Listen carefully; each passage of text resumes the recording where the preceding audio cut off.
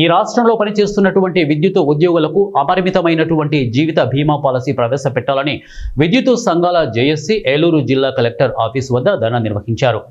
Outsourcing మరియు contract పద్ధతిలో పనిచేస్తున్న ఉద్యోగులకు క్రమబద్ధీకరణ చేసి వారికి సరైన వేతనం ఇవ్వాలని, 20-30 సంవత్సరాలు పనిచేసిన ఉద్యోగులు కనీసం 4,000 పెన్షన్ కూడా తీసుకోలేని పరిస్థితిలో ఉన్నారని, పక్క రాష్ట్రంలో కాంట్రాక్ట్ పద్ధతిలో పనిచేస్తున్న ఉద్యోగులను క్రమబద్ధీకరించారని, అందువలన ఈ రాష్ట్ర ప్రభుత్వం కూడా చేయాలని జేఏసీ అధ్యక్షుడు నాగేశ్వరరావు డిమాండ్ చేశారు.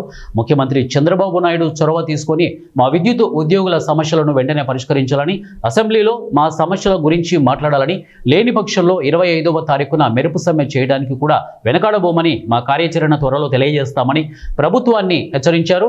ఈ కార్యక్రమంలో జిల్లా నలుమూలల నుంచి విద్యుత్ సంఘ నాయకులు, ఉద్యోగస్తులు భారీ ఎత్తున పాల్గొన్నారు. మా స్టేట్ జేఏసీ ఇచ్చిన పిలుపు మేరకు ఇప్పటికే 7వ రోజు అయింది. ప్రతి ఒక్క విద్యుత్ ఎంప్లాయీ కూడా రక్తం ఉడికిపోతుంది, ప్రతి ఒక్క మేనేజ్మెంట్ మీద కానీ ఈ ప్రభుత్వం మీద కానీ. దయించి గౌరవ సీఎం గారు మరియు డిప్యూటీ సీఎం గారు కలగజేసుకొని విద్యుత్ ఉద్యోగుల యొక్క న్యాయపరమైన కోరికలని తీర్చాలని చెప్పి చాలని జీతాలు ఉన్న మా కాంట్రాక్ట్ వర్కర్లందరినీ రెగ్యులర్ చేయాలని, ఈపీఎఫ్ టు జీపీఎఫ్ ఖచ్చితంగా అమలు చేయాలని, పెండింగ్ లో ఉన్న డిఏలను అటేపు నేరుగా ఉన్న మేము నా పేరు ఉద్యోగులు కానీ డిఏలు లేక చాలా ఇబ్బందులు, అలాగే